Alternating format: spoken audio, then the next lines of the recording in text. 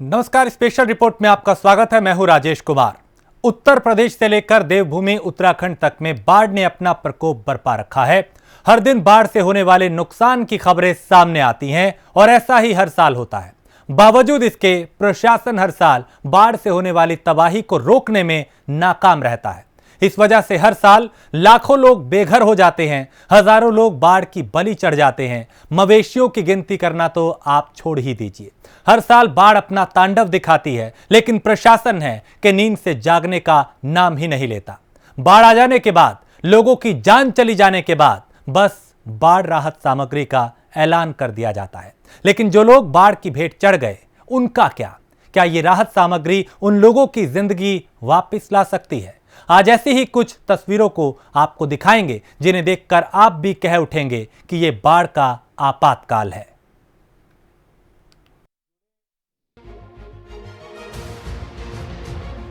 उत्तर प्रदेश से लेकर उत्तराखंड तक में बाढ़ का कहर जारी है। इन राज्यों में लगातार तेज बारिश और बाढ़ की वजह से हालात बेकाबू होते जा रहे हैं। लेकिन ये कोई नई बात नहीं है। यहां हर साल बाढ़ का आलम इसी तरह प्रकोप बरपाता रहा है। अब ये हर साल होने वाली एक स्थायी समस्या बन चुकी है और हर साल ये कहानी दोहराई जाती है। बाढ़ आती है, कोहराम मचाती है और लाखों लोगों के जीवन को बर्बाद कर जाती है। बावजूद इसके ना तो इस समस्या से निपटने के लिए कोई तैयारी की जाती है और ना ही इससे बचाव के लिए किसी तरह की कोई मदद। प्रशासन हाथ पर हाथ धरे बैठा है और इधर बाढ़ अपना कहर लोगों पर बरपा रही है। हालांकि बाढ़ पहले भी आती थी, लेकिन तब बाढ़ से लोगों को परेशानी नहीं होती थी, बल्कि लोग बाढ़ का इंतजार करते थे। खेतों को बाढ़ के साथ आई नई मिट्टी मिलती थी और भरपूर पानी से प्यासे खेत तर जाते थे। पहले बाढ़ मेहमान की तरह आती थी और जल्दी चली जाती थी, लेकिन आज के हालात उसके बिल्कुल उलट हो चुके हैं। अब बाढ़ आती है और हजारों लोगों को बेघर कर जाती है, जानवरों की जानें ले जाती है। आज बाढ़ से बचाव और लोगों की मदद के नाम पर सिर्फ बाढ़ राहत सामग्री का ऐलान कर दिया जाता है। वो राहत सामग्री कितने लोगों तक पहुंचती है, इसके बारे में या तो देने वाले को पता होता है या फिर लेने वाले को। यूपी से आई बाढ़ की कुछ तस्वीरें आपको दिखाते हैं, जहां बाढ़ के कहर से लोग बेहद परेशान हो चुके हैं, जिन्हें प्रशासन की तरफ से ना तो मदद मिल रही है और ना ही बाढ़ राहत सामग्री। खाने का सामान जो कुछ बचा था वो भी बाढ़ की भेंट चढ़ गया। ये तस्वीरें सूबे के अंबेडकर नगर के टांडा तहसील की हैं, जहां कई दिनों से हो रही बारिश से घाघरा नदी उफान पर है। जलस्तर इतना बढ़ गया है कि तहसील में आने वाले करीब 5 गांव पूरी तरह से जलमग्न हो चुके हैं। आलम यह है कि घर, सड़कें सब तालाब में तब्दील हो चुकी हैं। गांव के आने जाने वाले रास्ते भी ध्वस्त हो चुके हैं। ऐसे में यहाँ रहने वाले लोगों के पास अब ना रहने का ठिकाना बचा है और ना ही खाने का कुछ सामान। लोग अपने अपने घरों से पलायन करने को मजबूर हैं। जैसे तैसे कर कुछ जरूरी सामान उठाकर गांव के लोगों ने इस बंधे का सहारा लिया है।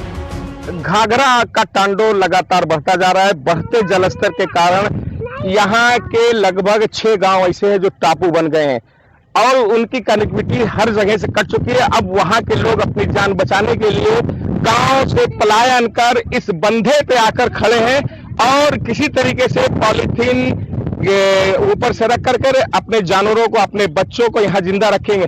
इस तरीके से लगातार घाघरा का तांडव बढ़ता जा रहा है और लगातार घाघरा का जलस्तर बढ़ता जा रहा है। इससे भयावह स्थिति होती जा रही है और लगता है कि घाघरा सब कुछ निगल जाने को आतुर हो चुकी है। साथ ही यहाँ रहने वाले लोगों की फसलें भी घाघरा के तांडव की भेंट चढ़ चुकी हैं। ऐसे में सवाल ये उठता है कि आखिर ये लोग जाएं तो जाएं कहाँ? हम लोग बहुत बाढ़ से परेशान हैं। सब कुछ खेती किसानी जो कुछ है सब लोग डूब गया है। हम लोग बाढ़ से बहुत पीड़ित हैं। इसके लिए देखिए कोई रास्ता नहीं है हम लोग के लिए। हम लोग एकदम खाने बिना परेशान है, तो हम लोग बनने पे आए हैं। जानवरों चारों सब जो ढेर है बाढ़ पूरा में उल्टा सीधा काट कूट के इधर उधर खिला रहे हैं हम तो लोग। हम सब लोग बंधे पर हैं। हम लोग खेत की क्या स्थिति है? खेत की स्थिति को हम लोग को कुछ खेती ही नहीं है। जो फसलें थी वो क्या हुआ? वो सब गल गया। इधर खेती था, इधर कुछ भी नहीं है खेत में। कुछ भी नहीं है। एक बात ये बताएं, जब फसल सब गल गई है तो आगे क्या होगा? अब आगे क्या होगा? अब ये जो पानी हटेगा तो गेहूं बोया जाएगा। अब जरा इस तस्वीर को देखिए। एक लाचार बेबस बुजुर्ग महिला चारों तरफ पानी से घिरी एक खाट के ऊपर बैठी है। बराबर में 2 बाल्टियां रखी हैं और पीछे की तरफ चूल्हे पर कुछ पक भी रहा है। दूर दूर पानी के अलावा इस महिला की सुनने वाला कोई नहीं, खैर खबर लेने वाला कोई नहीं दिखाई दे रहा। खाने का क्या इंतजाम है कुछ कहा नहीं जा सकता।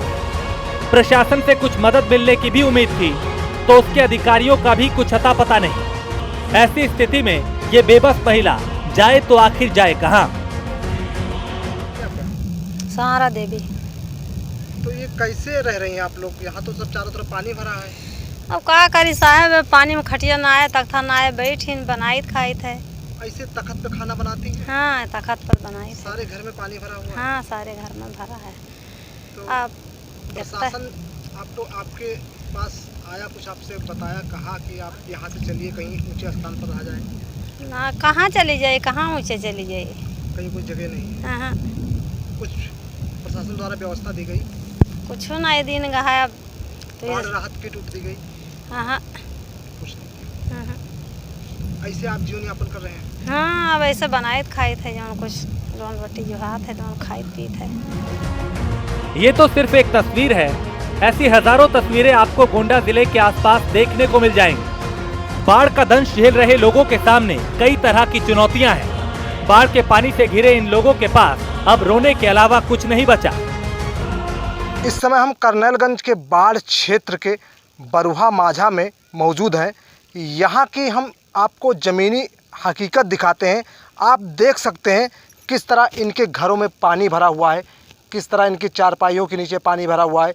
ये लोग रहने पे विवश हैं, बाढ़ के मारे हैं, कहाँ जाएं कुछ सूझ नहीं रहा इन लोग को। यहाँ पर कुछ लोग मौजूद भी हैं, हम इनसे बात करेंगे कि इनका खाना कहाँ बनता है, रहते कैसे हैं, इनके बारे में जानते हैं।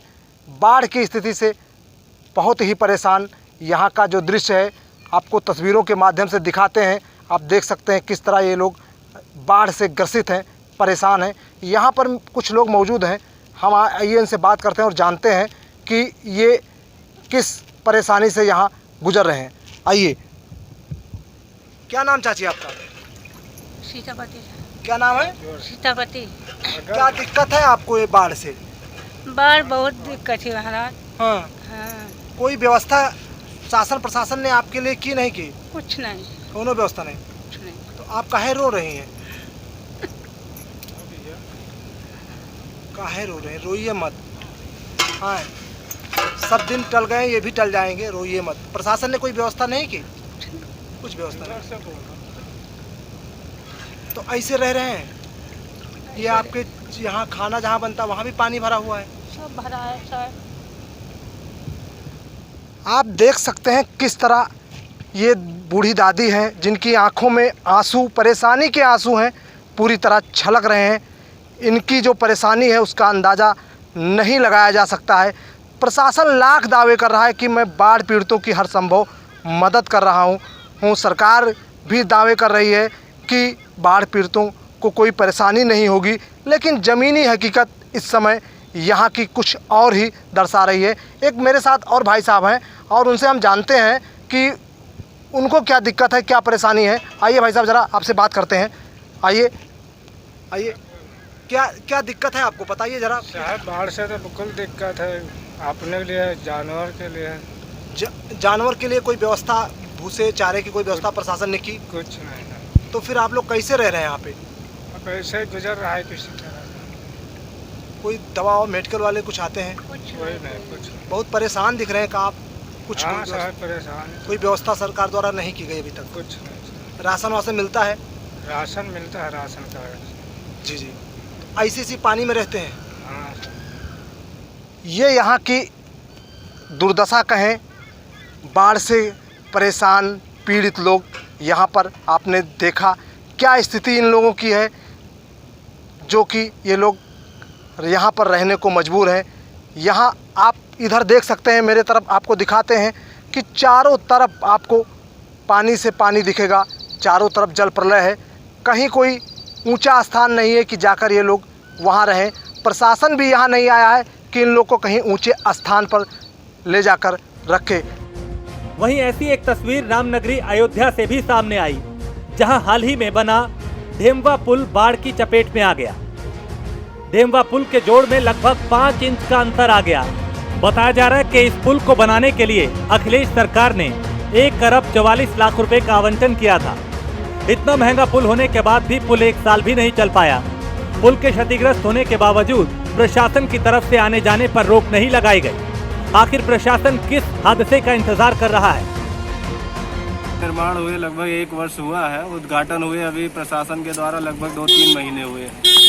उसके बाद से इस बार पुल दरक गया। रात में मिला है खबर कि हमें भी नहीं पता चला।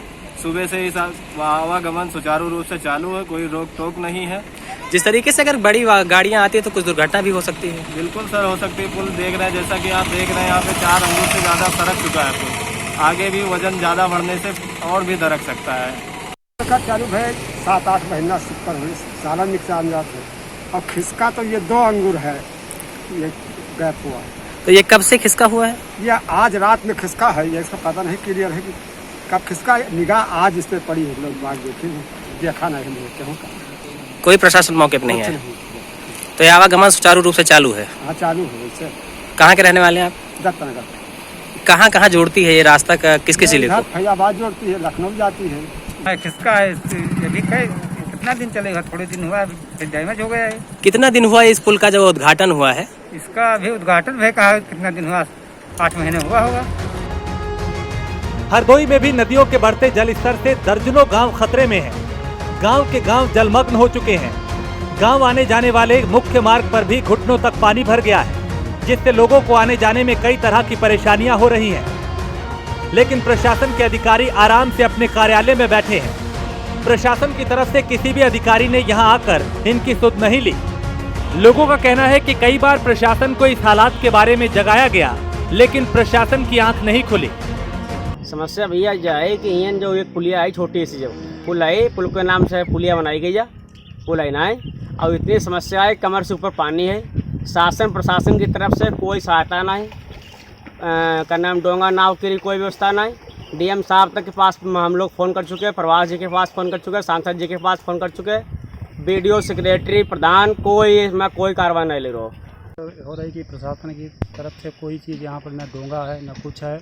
और जो आदमी कल एक आदमी बूढ़ते बच गया है, कोई लाभ नहीं हम लोगों को। भारी बीमारी लगी है, ले जाने में आने में बहुत बड़ी दिक्कत हो रही है हमको। तो क्या किया जाए? क्या है यहाँ पे? यहाँ पर पुलिया है छोटी ऐसी, उस पर क्या नाम है, कोई उतारा ही नहीं है। बूढ़ते 2 आदमी बच चुके हैं यहाँ पे, और बूढ़ जरूर जाएगा यहाँ पर 2-1 आदमी हो रही है। अब 10 दिन हो गए भरे हुए, यहाँ आना जाना सब बंद है। बीमार पड़ जाता तो उधर से घूम के जाओ, नहीं तो इसमें डूब के मारो। और प्रतिवर्ष यहाँ मरते हैं कोई न कोई है, क्या करें? प्रशासन सुनी नहीं, ना सांसद ना विधायक। प्रधान हमारे का अच्छा भूचू है, नाव भी एक नहीं डलवा सकता है। दिक्कत तो है, हम लोगों के मजबूर हैं, क्या करें? लखीमपुर खीरी में उफनती नदियां बेकाबू होती जा रही। अलबत्ता बाढ़ और कटान के कहर से जिले की 5 तहसील की हजारों आबादी करहार उठी हैं। कई दर्जन घर पानी में बह गए। वहीं सैकड़ों हेक्टेयर जमीन पर खड़ी फसल पूरी तरह बर्बाद हो चुकी है।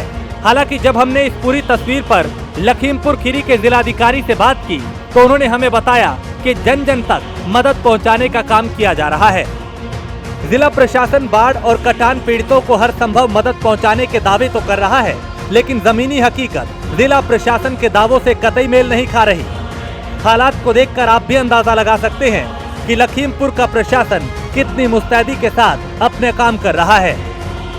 मुरादाबाद शहर के आसपास के गांवों में बाढ़ का कहर लोगों के लिए मुसीबत बन गया है। कालागढ़ डैम से छोड़े गए पानी ने रामगंगा के जल स्तर को खतरे के निशान की ओर बढ़ा दिया, जिससे बाढ़ का पानी गांव के भीतर घुस गया।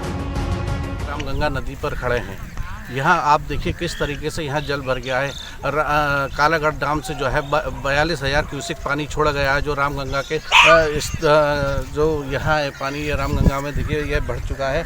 और यहाँ जो खतरे के निशान से मात्र 30 मीटर जो है वो दूरी पर है और ये खतरे का निशान जो है बिल्कुल 30 मीटर दूरी पर यहाँ आ चुका है।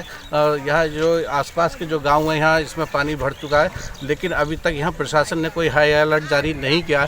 ये लोग काफ़ी परेशान हैं, यहाँ घरों में पानी भर चुका है। प्रशासन अभी तक इस तरफ बिल्कुल कोई ध्यान नहीं दे रहा है। ये देखने वाली बात है कि 2010 में यहाँ बाढ़ आ चुकी है। जो VIP मुरादाबाद की कॉलोनी आशियाना कॉलोनी है VIP, उसमें 2010 में पानी भर चुका था और काफ़ी लोगों को परेशानी आई थी।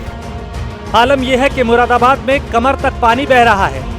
इतना ही नहीं, उफनाई रामगंगा नदी के पानी की वजह से कई गांवों के मुख्य मार्ग भी टूट गए हैं। ऐसे हालात में यहाँ रहने वाले लोग खतरे में जीने को मजबूर हैं। घर जाएंगे। अच्छा, कहाँ से आ रही हैं, कहाँ जाना है आपको? खेत पर से आ रहे हैं। खेत पे काम करने के जाए कहीं पे? कैसे आते जाते हो आप? नाव से आते जाते हैं। अच्छा, कितने रुपए लगते हैं? 5 रुपए लगते हैं। एक तरफ के? नहीं, आने जाने के दोनों के। अच्छा, कितनी परेशानी हो रही है जब से नदी का पानी बढ़ा है? पानी में जाते हैं अब तो पूरी नाव, वो पानी ज्यादा। हाँ, एक लकड़ी का पुल था, वो कहाँ गया? वो खेड़ दिया। पानी नाव के इंतजार में खड़े, नाव आएगी, नाव से जाएंगे। अच्छा, तो क्या हर साल ऐसे ही आपको नाव के सहारे निकलना पड़ता है? हाँ खेतों पे जाने के लिए। हाँ, तो यहाँ पर पुल नहीं है कोई? पुल हाँ खेड़ दिया, बाढ़ आने से ये पानी आ गया तो। लकड़ी का पुल था? तो क्या वो बह गया? नहीं है। अच्छा, हटा लिया मतलब। अब आपको उत्तर प्रदेश के मुजफ्फरनगर का हाल दिखाते हैं। ये जो आपको दिखाई दे रहा है, ये गांव से आने जाने का मुख्य मार्ग है। कहने को यहाँ एक पुल हुआ करता था, जो अब काली नदी के प्रकोप की भेंट चढ़ चुका है। आपको ये भी बता दें कि ये पुल गांव के लोगों ने चंदा इकट्ठा करके ही बनवाया था। लोगों की माने तो प्रशासन को हर साल इस स्थिति के बारे में बताया जाता है, लेकिन उसके बाद भी हालात जस के तस बने हुए हैं। पहाड़ी क्षेत्र में लगातार बारिश होने के चलते नदियों में बाढ़ आ गई है। मुजफ्फरनगर की हालात ये है कि काली नदी में भी बाढ़ आई हुई है और यहाँ किसानों की भारी फसलों का नुकसान नदी ने में आई बाढ़ ने किया है। और अभी भी जो है पानी देख सकते हैं हम, मैं अपने दर्शकों को दिखाना चाहूँगा किस तरह से नदी में पानी बह रहा है। लेकिन अभी आज बारिश कम होने से जो है बाढ़ का पानी भी ये नदी में कम हुआ है, लेकिन लगातार काली नदी और गंगा नदी में जो है जल स्तर खतरे से ऊपर पहुंच गया था। अभी जो है कुछ कम पानी हुआ है। मेरे साथ दर्शक है कुछ, मैं उनसे बात करूंगा और बताना चाहूँगा अपने दर्शकों को यहाँ किस तरह का हाल था। आपका नाम? मोहम्मद ताहिर है जी। ताहिर, ये बताइए कि कौन सा गांव है? ये गांव का दड़ी है जी। दड़ी। यहाँ ये कौन सी नदी बहती है? ये काली नदी है जी। क्या हाल था इसका यहाँ? अजी हाल इतना बुरा हाल है कि एक भी फसल की चेरी सब सूख गई यहाँ से। इस पुल के निर्माण न होने की वजह से यहाँ रहने वाले लोग अपने घरों में कैद होने को मजबूर हो चुके हैं, क्योंकि बाहर निकलने का मतलब है उफनती काली नदी की चपेट में आ जाना। ऐसे में ये लोग करें तो करें भी क्या। बातचीत में लोगों ने हमें बताया कि कई बार प्रशासन को इसकी जानकारी दी गई, लेकिन एक बार भी उनकी तरफ से मदद के लिए कोई नहीं पहुंचा और अब प्रशासन की तरफ से किसी भी तरह की मदद की उम्मीद छोड़ दी। ये मामला ये है, ये गांव वाले मिलजुल कर प्रधान हमारे तो इस पुल को बनाते हैं। इस पुल जब अभी ये 2 साल से इसकी हालत बहुत ख़राब है। अभी देखो इसके ऊपर को पानी जा रहा है, लोग जनता बहुत परेशान है, पानी में वो निकल के औरतें जा रही है। इसका कोई सलूशन नहीं हो पाया। आगे आप बने रहिए प्राइम न्यूज के साथ, क्योंकि आगे आपको दिखाएंगे बाढ़ के आपातकाल की कुछ और तस्वीरें। Bureau report, prime news.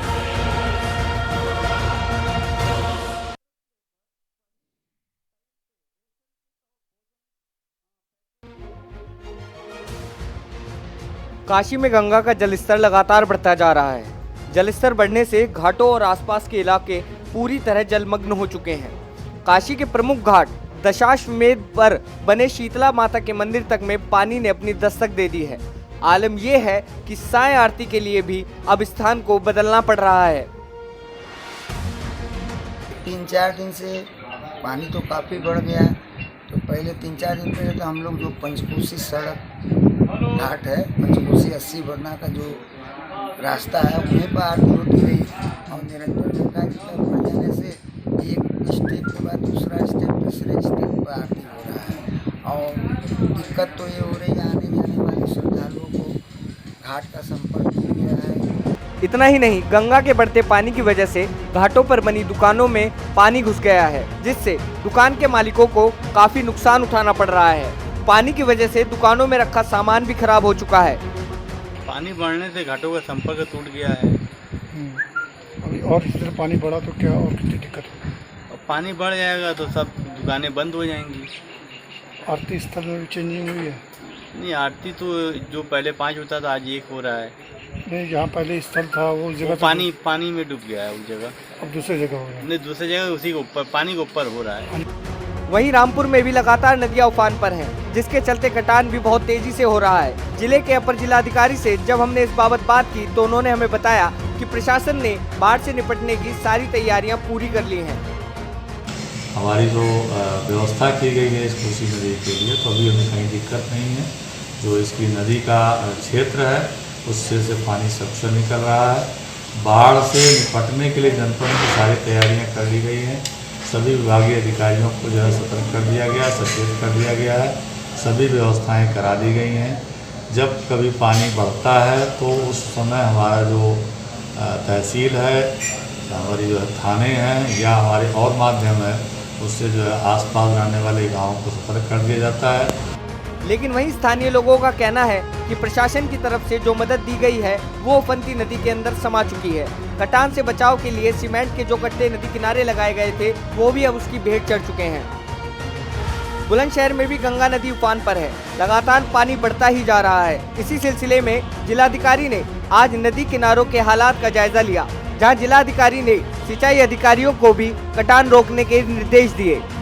जिलाधिकारी ने जल्द से जल्द बाढ़ से बचाव के सारे काम समय पर पूरे करने के आदेश दिए हैं। वहीं श्रावस्ती जिले में पानी के तेज बहाव के चलते सरयू नहर पर बने पुल में अचानक दरार आ गई। इसी सिलसिले में प्रशासन के कई अधिकारियों ने मौके पर पहुंचकर घटना का जायजा लिया, साथ ही तुरंत पुल पर आवागमन को भी बंद कर दिया गया। बहरहाल अभी तेज बारिश और बाढ़ का आपातकाल लगातार जारी है। उम्मीद है कि जल्द प्रशासन के अधिकारियों की नींद खुलेंगी और बाढ़ से परेशान लोगों को राहत देने की कोशिश करेगी। Bureau report, prime news. और इसी के साथ स्पेशल रिपोर्ट में इतना ही। देश और दुनिया की बाकी खबरों के लिए आप देखते रहिए प्राइम न्यूज।